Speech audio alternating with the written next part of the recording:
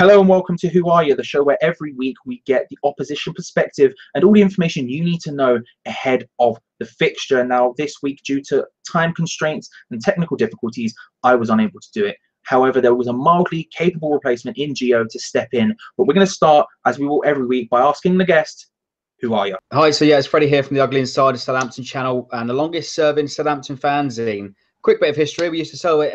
We used to sell the Ugly Inside as a paper-based fanzine outside the old Dell. Went on in the year 2000. Now we've got this YouTube channel for the last 2 years. So moving with the times. Well, thank you for joining us. Well, let's start. We're second match day in, but what's the aim for Southampton's season this year?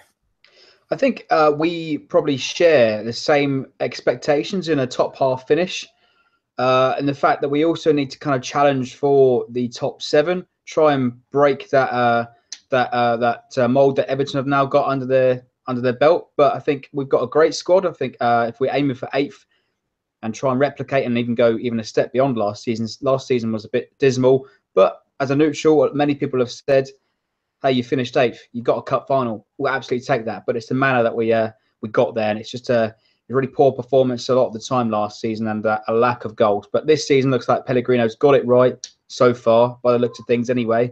And I think a top 8 finish would be certainly an expectation for him. Well, you'd be disappointed if you don't finish above West Ham. Yeah, well, the thing is, the way I see it, it's not just West Ham. You've got others like Bournemouth. You've got Stoke, West Brom in that bracket now. There's sort of like 3 or 4 mini leagues in the Premier League now. And in our bracket, you say Everton are in there as well. I think we have to be challenging Everton for that place. And the league is so competitive. I think you will probably echo the same that West Ham will want to be finishing 7th or 8th. As the same for Stoke and West Brom. They want to build upon what they had last season. And I think we've got a good enough squad to go one step beyond West Ham this season. Obviously, it dates back to last season, but you've now got no goals in your 6 home Premier League games. What's going wrong at Southampton? You've got pedigree up front, so why are you not scoring? Well, this is the thing. I mean, last season we had 5 games on the trot without scoring a goal. We've carried that through to the first game of this season, but we are most certainly encouraged by the manner and our performance from last weekend. As I sort of just briefly mentioned there, that we had a lot of dismal and disappointing performances last season with side-to-side conservative football. Not really.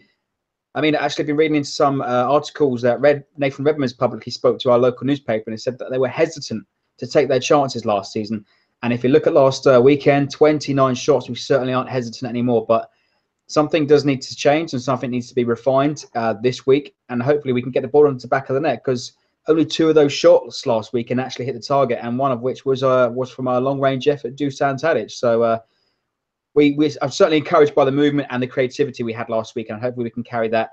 And we're a bit like a bottle of ketchup. You have to keep hitting it and hitting it, hitting it, and then eventually it'll all come out everywhere. For those who don't know Southampton, give us some players that we as West Ham fans now need to watch out for from your side.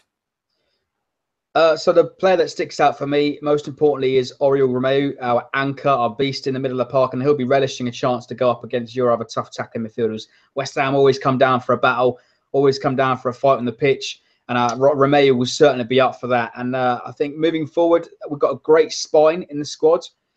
Up front, we've got the likes of Gabbiadini, who scored in his debut against you guys last season. And wide players such as Redmond, Buffal and Ward-Prowse certainly have upped their game from last season. So Romeu and Gabbiadini stick out for me, but also look out for our record signing Mario Lemina, who wasn't introduced last weekend. He's a box-to-box, another tough tackling midfielder. He'll want to get on the ball and put a lot of authority into the game as well. And from our side, from West Ham side, is there anyone you as a Southampton fan you're looking at thinking he can cause us trouble, or wouldn't mind him at Southampton? I mean, if he weren't injured all of the time, it'd be Andy Carroll, because he would bully our defenders such as Yoshida and Stevens. So it's a bit of a sigh of relief that Carroll's not playing. But I mean, you've actually spent quite shrewdly in the transfer market in Arnautovic. You've got Joe Hart, Zabaleta. You've made some really decent signings. Joe Hart always seems to be a decent keeper. Gone off the board a little bit. Zabaleta, you've got great experience there, but Arnautovic, he tends to score against Saints, whether it's Stoke or it's West Ham this time round. But Arnautovic is probably the man to look out for. But obviously, Noble, you'll probably pop up with a penalty or a set piece somewhere. Well, sometimes they say a game of two halves. Last season for us, it was sort of fixtures of two halves. You thumped us at our place and we did you over at your place. So going into Saturday, what's your thoughts on the game overall? I think it's going to be a really tight game. I think, as mentioned, I think we're going to create plenty of chances, and it's probably going to be like a little scrappy goal, a little off a shin roller or like a deflection or something, and we just need a goal really to get the fans singing again. But I think it's going to be a really tight game. You guys obviously want to react from that drubbing you had last weekend, and you'll probably come down to look for a win once again. I think I'm going to shave. We're probably going to shave it for about 1-0, I reckon. Would you take a point? Just last question. Would you take a point from this one? I think we both need to get something on the board here. You only got a point last week. We got a hide in. I think a point would almost sort of not be enough for both managers, but a loss would almost be a bit too much pressure early doors in the season. I think we absolutely have to win this game, and I'll tell you why. Because the first 5 or 6 fixtures that we got they were all on paper winnable games.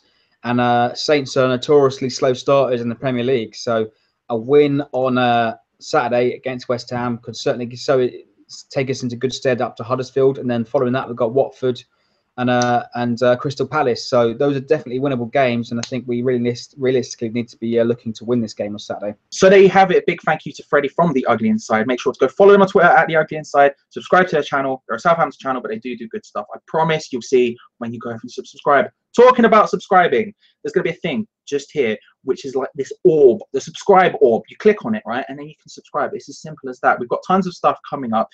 Just way too many things. I work constantly. One of them here, it's the preview. Have a click on this as well. Have a gander at what we had to say about it. Anyway, thank you so much for watching. Let me know what you think about the new show in the comments below. I'm sure you will. Be honest. Feel free to call me whatever the hell you want. And thanks for watching.